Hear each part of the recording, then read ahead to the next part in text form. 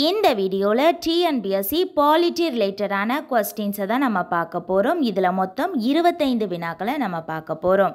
இந்த வீடியோ உங்களுக்கு யூஸ்ஃபுல்லாக இருந்துச்சுன்னா மறக்காமல் சேனலை சப்ஸ்கிரைப் பண்ணுங்கள். முதல் கேள்வி, மதராஸ் மாநிலம் எப்போது தமிழ்நாடு என பெயர் மாற்றம் செய்யப்பட்டது? மதராஸ் மாநிலம் எப்போது தமிழ்நாடு என பெயர் மாற்றம் செய்யப்பட்டது? ஆன்சர் 1968. ஆன்சர் 1968. இதில் 2 இயர் வரும். 1968ஆம் ஆண்டு தான் நாடாளுமன்றத்தில் சட்டமானது இயற்றப்பட்டது. மதராஸ் மாநிலம் தமிழ்நாடு என பெயர் மாற்ற சட்டமானது இயற்றப்பட்டது. அதுவே நடைமுறைக்கு வந்த ஆண்டு ஜனவரி 14, 1969. நடைமுறைக்கு வந்த ஆண்டு ஜனவரி 14, 1969. நெக்ஸ்ட் கொஸ்டின், இந்திய அரசியலமைப்பின் முதன்மை வரைவாளர் டாக்டர் B.R. அம்பேத்கர் எந்த சரத்தை எழுத மறுத்தார்? இந்திய அரசியலமைப்பின் முதன்மை வரைவாளரான டாக்டர் B.R. அம்பேத்கர் எந்த சரத்தை எழுத மறுத்தார்? ஆன்சர் 370. ஆன்சர் 370. இது காஷ்மீருக்கு தனி அந்தஸ்து வழங்குவதை பற்றிய சரத்து. இதை எழுத தான் மறுத்தார். ஆனால் அந்த 370 சரத்தை எழுதியவர் யாருன்னா கோபாலசுவாமி. கோபாலசுவாமி என்பவர் தான் சரத்து 370ஐ எழுதினார். நெக்ஸ்ட் கொஸ்டின், அரசியலமைப்பு உறுப்பு எதன் கீழ் ஆங்கிலோ இந்திய பிரதிநிதி ஒருவர் ஆளுநரால் நியமிக்கப்படுகிறார்? அரசியலமைப்பு உறுப்பு எதன் கீழ் ஆங்கிலோ இந்திய பிரதிநிதி ஒருவர் ஆளுநரால் நியமிக்கப்படுகிறார்? ஆன்சர் 333. ஆன்சர் 333. நெக்ஸ்ட் கொஸ்டின், மாநிலங்களவை முதல் கூட்டத்தொடர் நடைபெற்ற ஆண்டு? மாநிலங்களவை முதல் கூட்டத்தொடர் நடைபெற்ற ஆண்டு? ஆன்சர் 1952 மே 13.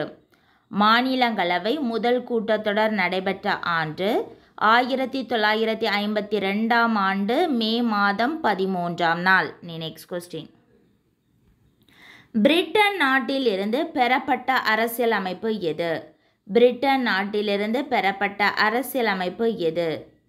நாடாளுமன்ற அரசு, ஒற்றை குடியுரிமை, சட்டத்தின் ஆட்சி. நாடாளுமன்ற அரசு, ஒற்றை குடியுரிமை, சட்டத்தின் ஆட்சி. நெக்ஸ்ட் கொஸ்டின், 26/11/1949 அன்று எத்தனை உறுப்பினர்கள் அரசியலமைப்பினை ஏற்று கையொப்பமிட்டு அரசியலமைப்பை நிறைவேற்றினர்? 26/11/1949 நாள் எத்தனை உறுப்பினர்கள் அரசியலமைப்பை ஏற்று கையொப்பமிட்டு அரசியலமைப்பை நிறைவேற்றினர்? ஆன்சர் 284 பேர். 284 பேர். நெக்ஸ்ட் கொஸ்டின், மதச்சார்பு அரசுக்கு எடுத்துக்காட்டு எது? மதச்சார்பு அரசுக்கு எடுத்துக்காட்டு எது? ஆன்சர் பாகிஸ்தான், வாட்டிக்கன் நகரம். பாகிஸ்தான் மற்றும் வாட்டிக்கன் நகரம். நெக்ஸ்ட் கொஸ்டின், அரசியலமைப்பு நிர்ணய சபையின் முதல் கூட்டம் நடைபெற்ற ஆண்டு? அரசியலமைப்பு நிர்ணய சபையின் முதல் கூட்டம் நடைபெற்ற ஆண்டு? Answer 1946 December 9. 1946 December 9. Next question, அரசியலமைப்பு நிர்ணய சபையின் கடைசி கூட்டம் நடைபெற்ற ஆண்டு?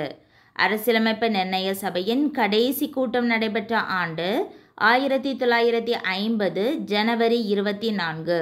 1950 ஜனவரி 24.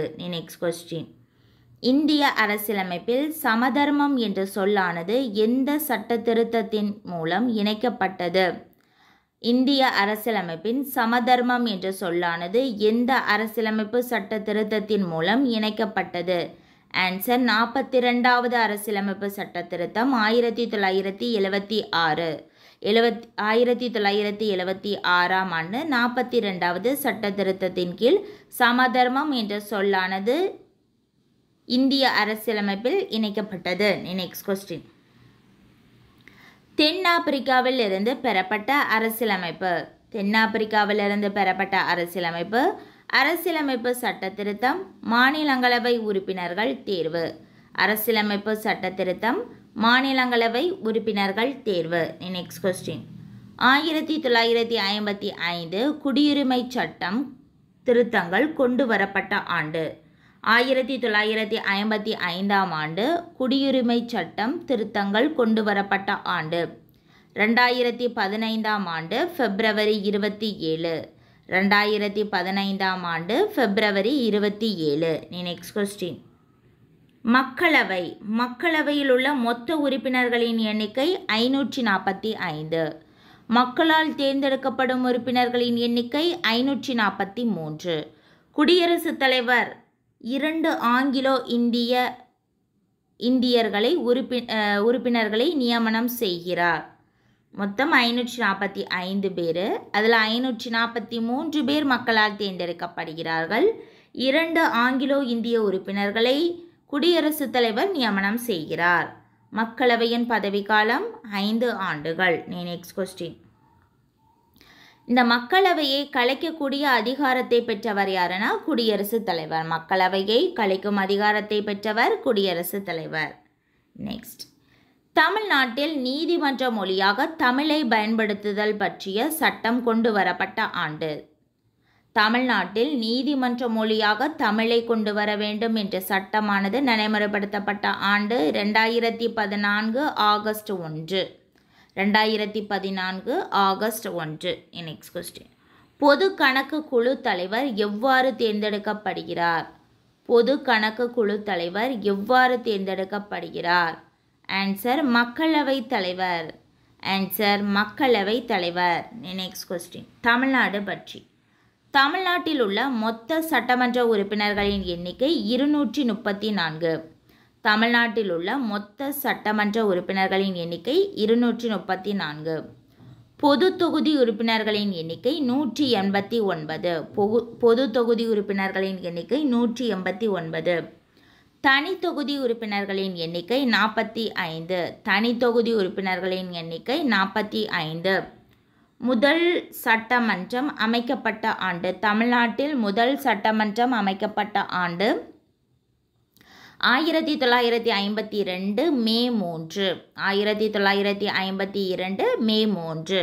15வது சட்டமன்றம் அமைக்கப்பட்ட ஆண்டு 2016ஆம் ஆண்டு மே மாதம் 21ஆம் நாள். 15வது சட்டமன்றம் அமைக்கப்பட்ட ஆண்டு 2016ஆம் ஆண்டு மே மாதம் 21ஆம் நாள். Next question. 3ஆம் பாலின நபர்கள் உரிமைகள் சட்ட முன்வரைவை கொண்டு வந்தவர் யார்? 3ஆம் பாலின நபர்கள் உரிமைகள் சட்ட முன்வரைவை கொண்டு வந்தவர் யார்? ஆன்சர் திருச்சி சிவா. ஆன்சர் திருச்சி சிவா. தனிநபர் சட்ட முன்வரைவு. இந்த தனிநபர் சட்ட முன்வரைவு கொண்டு வரப்பட்ட ஆண்டு 2014ஆம் ஆண்டு. அது மேலவையில் நிறைவேற்றப்பட்ட ஆண்டு 2015. கீழவையான மக்களவையில் நிறைவேற்றப்பட்ட ஆண்டு 2016ஆம் ஆண்டு. மேலவையில் ஏப்ரல் 24, 2015 நிறைவேற்றப்பட்டது. அதுவே தனிநபர் சட்ட முன்வரைவானது மக்களவையில் 2016ஆம் ஆண்டு பிப்ரவரி 26 நிறைவேற்றப்பட்டது. நெக்ஸ்ட். 45 ஆண்டுகளுக்கு பிறகு மேலவையில் நிறைவேற்றப்பட்ட தனிநபர் சட்ட முன்வரைவு இதுவே. 45 ஆண்டுகளுக்கு பிறகு மேலவையில் நிறைவேற்றப்பட்ட தனிநபர் சட்ட முன்வரைவினை இயற்றியவர் யாருன்னா திருச்சி சிவா. கொண்டு வந்தவர் திருச்சி சிவா. நெக்ஸ்ட். மதராஸ் மாகாணத்தை தமிழகம் என பெயர் மாற்ற கோரி தியாகி சங்கரலிங்கனார் எத்தனை நாட்கள் உண்ணாவிரதம் இருந்து உயிர் நீத்தார்? மதராஸ் மாகாணம் என்ற பெயரை தமிழகம் என பெயர் மாற்ற கோரி தியாகி சங்கரலிங்கனார் எத்தனை நாட்கள் உண்ணாவிரதம் இருந்தார்? மொத்தம் 76 நாட்கள் உண்ணாவிரதம் இருந்தார். எந்த நாளில் இருந்துன்னா 20/7/1956 முதல் 10/10/1956 வரை. 20/7/1956 முதல் 10/10/1956 வரை மொத்தம் 76 நாட்கள் தியாகி சங்கரலிங்கனார் உண்ணாவிரதம் இருந்தார். அதன் பிறகு 1968ஆம் ஆண்டு தான் நிறைவேற்றப்பட்டது? தமிழகம் என்று பெயர் மாற்ற கோரி நாடாளுமன்றத்திலானது சட்டமானது நிறைவேற்றப்பட்டது. அது நடைமுறைக்கு வந்த ஆண்டு ஜனவரி 14 1969 ஆண்டு.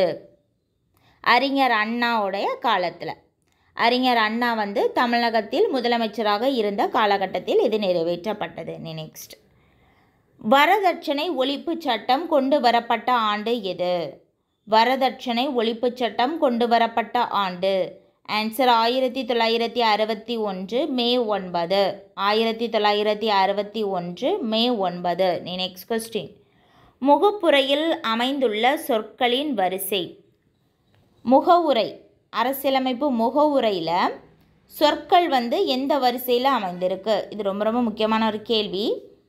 ஃபஸ்ட்டு அமைந்திருக்கக்கூடிய சொல் இறையாண்மை, அடுத்ததாக சமதர்மம், மூன்றாவதாக மதச்சார்பின்மை, அடுத்ததாக மக்களாட்சி, அடுத்ததாக குடியரசு. நம்ம எப்படி ஈஸியாக நம்ம ஞாபகம் வச்சுக்கலான்னா, இறைவன் தான் ஃபஸ்ட்டு, அதனால் ஃபஸ்ட்டு இறைவன். இறைவனுக்கு எல்லாருமே சமம் தான், அதனால் சமம் இரண்டாவது சமதர்மம். மூன்றாவதாக எல்லா மதத்தினரும் இறைவனை வணங்கலாம். அந்த இறைவன் அதை வச்சே நம்ம அடுத்தடுத்து நம்ம எழுதிக்கலாம். இறைவன் தான் முதன்மையானவர். இறைவனை பொறுத்தவரையில் அனைவரும் சமம்தான். அனைத்து மதத்தினரும் இறைவனை வழிபடுகிறார்கள். அனைத்து மக்களும் இறைவனை வழிபடுகிறார்கள். அனைத்து குடிமக்களும் இறைவனை வழிபடுகிறார்கள். அதனால் குடியரசை கடைசி போட்டலாம். அனைத்து மக்களும் அனைத்து குடிமக்களும். இறைவன் தான் முதன்மையானவர். இறைவனுடைய பார்வையில் அனைவரும் சமம், சமதர்மம். அனைத்து மத மக்களும் இறைவனை வழிபடுகிறார்கள். அனைத்து மக்களும் இறைவனை வழிபடுகிறார்கள். அனைத்து குடிமக்களும் இறைவனை வழிபடுகிறார்கள். அடுத்தது, பொருளாதாரத்தில் பின்தங்கிய வகுப்பினருக்கு 10% இடஒதுக்கீடு. பொருளாதாரத்தில் பின்தங்கிய வகுப்பினருக்கு 10% இடஒதுக்கீடு கொண்டு வரப்பட்ட சட்ட திருத்தம் என்னென்னா 103வது அரசியலமைப்பு சட்ட திருத்தம். பொருளாதாரத்தில் பின்தங்கிய வகுப்பினருக்கு 10% இடஒதுக்கீடு கொண்டு வரப்பட்ட அரசியலமைப்பு சட்ட திருத்தம் 103. இது எந்த ஆண்டு கொண்டு வரப்பட்டதுன்னா 2019 ஆண்டு கொண்டு வரப்பட்டது. நெக்ஸ்ட், 1976 தான் 42வது சட்ட திருத்தம் தெரியும். அது யாருடைய ஆட்சி காலத்தில் கொண்டு வரப்பட்டது? ரொம்ப ரொம்ப முக்கியமான ஒரு கேள்வி. 42வது அரசியலமைப்பு சட்ட திருத்தம் 1976 ஆண்டு. இது யாருடைய ஆட்சி காலம்னா இந்திரா காந்தி ஆட்சி காலம். இந்திரா காந்தி ஆட்சி காலம். நெக்ஸ்ட், அரசியலமைப்பு நிர்ணய சபையின் தற்காலிக தலைவராக இருந்தவர் தான் டாக்டர் சச்சிதானந்த சின்ஹா. டாக்டர் சச்சிதானந்த சின்ஹா அவர்கள் தான் அரசியலமைப்பு நிர்ணய சபையினுடைய தற்காலிக தலைவராக நியமிக்கப்பட்டவர். அவரை தற்காலிக தலைவராக அந்த தலைமையேற்று நடத்துமாறு கேட்டுக்கொண்டவர் யாருன்னா ஜேபி கிருபாலினி. இவ்வாறு நீங்கள் தற்காலிக தலைவராக இருக்க வேண்டும், அவ்வாறு வழி நடத்த வேண்டும் என்று கேட்டுக்கொண்டவர் யாருன்னா கிருபாலினி. கிருபாலினி அவர்கள் தான் டாக்டர் சச்சிதானந்த சின்ஹாவை அரசியலமைப்பு நிர்ணய சபையினுடைய தற்காலிக தலைவராக இருக்க கேட்டுக்கொண்டார். நெக்ஸ்ட், கிராமங்கள் என்பது அறியாமை மற்றும் வகுப்புவாதத்தின் இருப்பிடம் என்பதனை தவிர வேறு ஒன்றுமில்லை என்று கூறியவர் யார்? அதாவது கிராமங்கள் தான். கிராமங்கள்னு சொன்னோன்னா நீங்கள் காந்தியடிகளை போற்றக்கூடாது. கிராமங்களை பற்றி காந்தியடிகள் ஒன்று சொல்லியிருப்பார். கிராமங்கள் தான் நாட்டினுடைய முதுகெலும்பு அப்படின்னு சொல்லியிருப்பார். அதுவே அம்பேத்கர் என்ன சொல்லியிருக்காருனா, கிராமங்கள் தான் அறியாமை மற்றும் வகுப்புவாதத்தினுடைய இருப்பிடம். அறியாமையினுடைய இருப்பிடமும் கிராமங்கள் தான், வகுப்புவாதத்தினுடைய இருப்பிடமும் கிராமங்கள் தான்.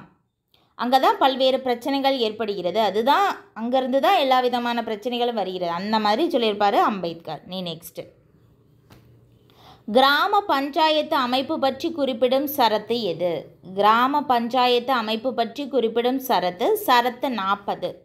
கிராம பஞ்சாயத்து அமைப்பு பற்றி குறிப்பிடும் சரத்து 40. இது எந்த பகுதியில் இருக்குன்னா பகுதி 5 இருக்குது.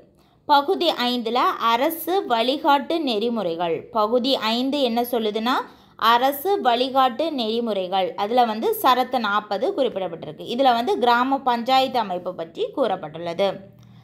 அவ்வளோதான். 25 வினாக்களை நம்ம பார்த்துட்டோம். இதோட பார்ட் 2 வீடியோவை நம்ம அடுத்தடுத்த வீடியோக்களில் பார்க்கலாம். இந்த வீடியோ உங்களுக்கு யூஸ்ஃபுல்லாக இருந்துச்சுன்னா மறக்காம சேனலை சப்ஸ்கிரைப் பண்ணுங்கள்.